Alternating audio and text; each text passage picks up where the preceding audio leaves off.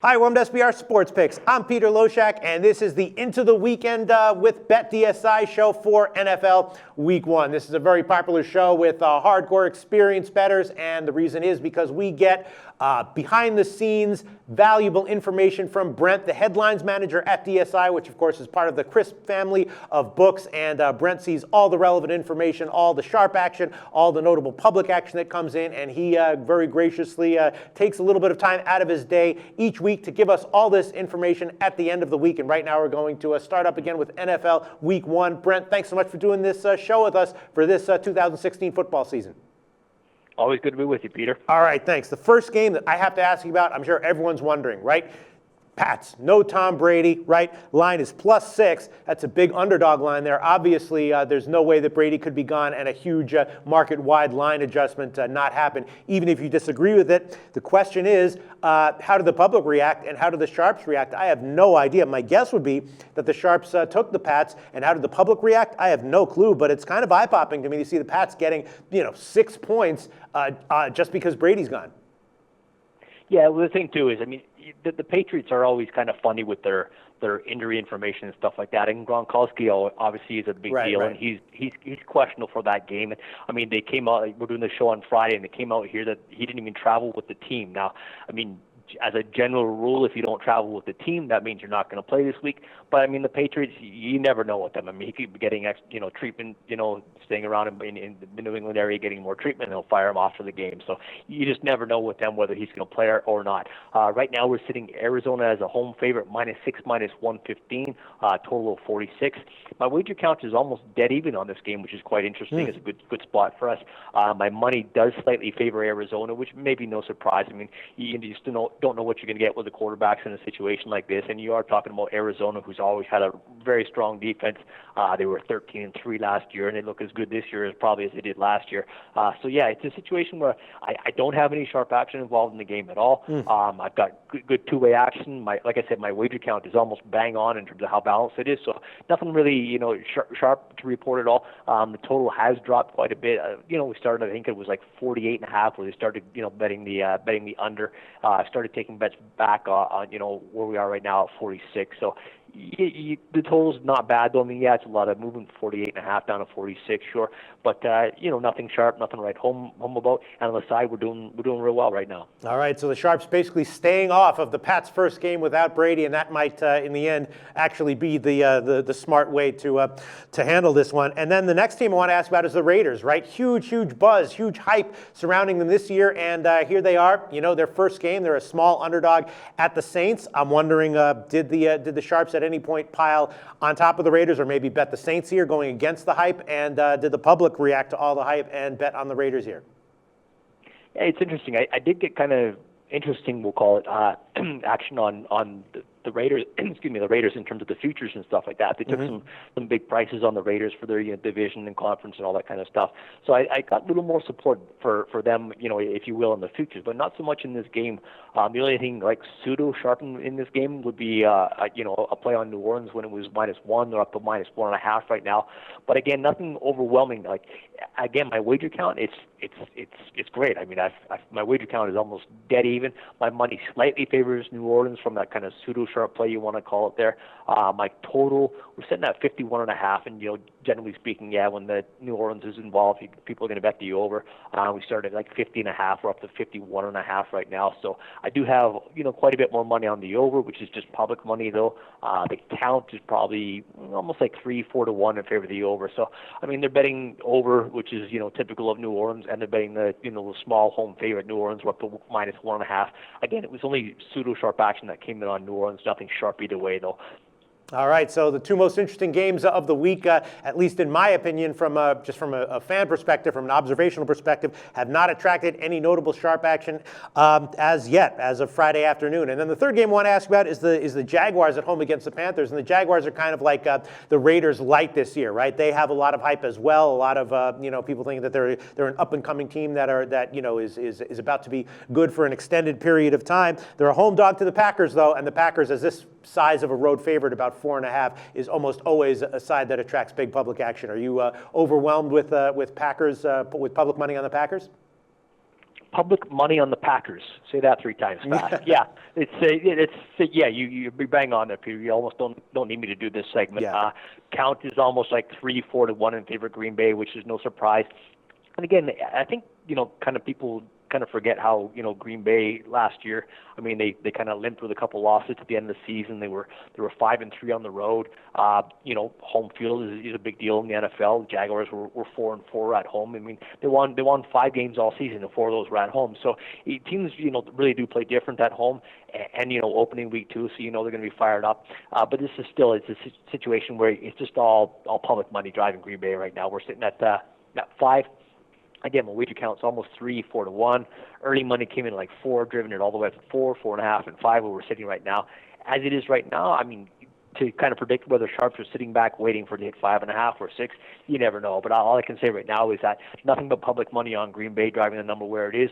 The total is not bad. I mean, I've got good two-way action on this one. We're sitting at 47.5. Again, Jaguars, they put up a lot of points last year. They did all right, offensively, and Green Bay obviously can put up the points. So this is, one of those situations where you can expect the public to continue to bet the over. My wager count is about 4 to 1 on the over in terms of the actual numbers of bets I've taken. But my money's not too bad. I've got decent money, we'll call it back, on the under 50, under 48, sorry. So down to 47.5 right now. But good two-way action on the total as well. All right, so the sharps have not as yet come in on the Jags or the Packers. No. Not as yet. All right, so there's been no sharp action that you've been able to tell us about as yet in NFL Week 1. Have the sharps come in pretty clearly on any side or total? Yeah, I would say, Minnesota is a definite one where the sharps have clearly favored the Vikings there. The early sharp action came in on Minnesota -1, and also on the money line -120 and -125. Money line we're up to 135, and the spread we're up to 2.5. So the Vikings are a 2.5-point favorite at Tennessee. And again, this is a situation where this money came in after the Bridgewater news and all that kind of stuff. So it's not, they weren't playing Minnesota early. I mean, we've had these lines up for months, of course. Yeah. But they were not playing Minnesota early based on Bridgewater. They've played that since Bridgewater's been out, so it's not like they got blindsided by the injury or anything like that. So sharp action on the Vikings -1, and the money line -120, even -125, up to 2.5 and 135 right now. Dropping all the way down to the interesting game with the Giants at the Cowboys. Yeah. Interesting, of course, with what's going on with Dallas. And I've got real good two-way action on this game, which is, no surprise, really. It's kind of funny, like, you look at this game as a, big marquee matchup, and then you look at the standings last year, and you're just like, wait a second. And the Giants won 6 games, and Dallas won 4. How big is this game, and how great are these teams? Good two-way action, though. Like I said, I got money both sides. The earlier sharp action came in on Dallas when it was a pick, and even on the money line when they were catching 1, they bet the money line at even money. But then again, later today, or actually today, this afternoon, we took money on the Giants on the +1. So I've got real good two-way action on this game. I just want to mention it because, it's just like 1 and pick. You don't really expect that to be, a factor in terms of moving the line. But +1 on Dallas and the plus even money on Dallas. And then the -1, or the +1, sorry, on the Giants as well. Two-way action there. So tons of volume on that because of the sharps, of course, betting as much as they are. The count is about 2 to 1 in favor of the Giants, so it suggests that the public is backing the Giants more than the Cowboys. You got a rookie quarterback, you got a rookie running back, and all that kind of stuff. So that's going to be an interesting game for sure.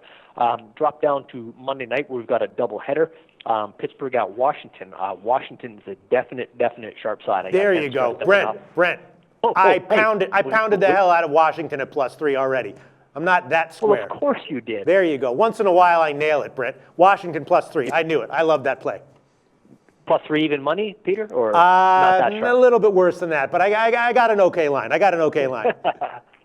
Yeah, no, the initial hits actually on Washington came +3 even money, money line +150 on Washington, and then I had other sharp action on Washington +3 -110, money line +140. So right now we have Pittsburgh -3 dog 15, and the run line or the money line is down to 155 right now. So my my count is, I'm going to call it 2 to 1 on the straight bets in favor of Pittsburgh. So you got public money betting Pittsburgh.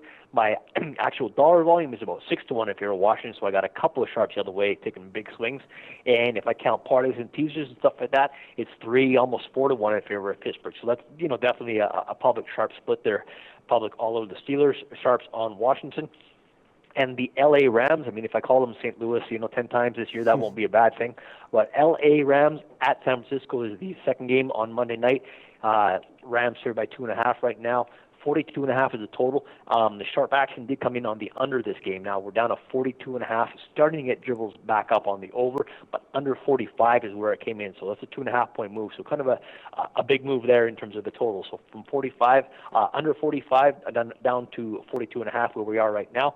And I just want to touch on, Peter, in terms of the futures, I want to mention that Kansas City's got some pretty good support. I got a couple of different sharps involved on Kansas City to win their division was plus 190, to win the AFC was plus 1150, I believe it was, and Kansas City to win the Super Bowl was 25-1. So I got a couple of different sharps. Yeah, really? It's not just one guy. Yes, it was a couple guys involved there. Now, I mean, Kansas City did close the season, winning 10 straight games. So maybe maybe they think they're going to keep on rolling. But I mean, that's a decent team that won 11 games last year. Denver only won 12, but Denver won 12, and they've changed the quarterback and stuff like that. So Kansas City, you win your division, you got a better chance of winning your conference, of course. So the division, conference, and Super Bowl all on Kansas City.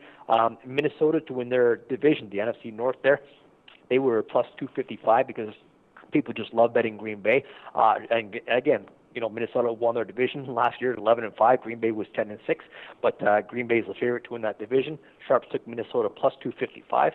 And a long shot with a shot, we'll call it, is I got some money on Tampa Bay to win their division. That was at really? 675 for the NFC North. So, yeah, I just thought I'd throw it out there. It's someone took a stab there. And again, I mean, obviously Carolina's in that division. Well, that's not going to happen. But if you look at Atlanta was 8-8 last year. New Orleans was 7-9. So it's not like Tampa Bay's that far off of those two teams. But yeah, I mean, the way Carolina rolled off last year, kind of surprising. But I guess the price was right in terms of taking Tampa Bay plus 675. Brent, thanks so much. As always, Brent again comes to us from BetDSI, the Chris books, one of the pillars of the industry going back since the offshore industry started, and we're very lucky to have him week in and week out. And Brent will be back to tell us all about NFL Week 2 next Friday. Right, Brent? Have a great weekend, Peter. Thanks Looking so forward much. to it. So we're giving you picks every day, and you're probably making your own as well. Be sure to participate in SBR's weekly Twitter Bankroll Challenge. Just post your picks on Twitter with @SBRSportsPicks and the hashtag BetSBR before 1 p.m. Eastern Standard Time every day, Monday through Friday. We'll be betting your picks, and if the bankroll is positive at the end of the week, you could win the profits. Picks must be of events taking place that day and available in at least one of the major sportsbooks shown in our Best Sportsbooks page.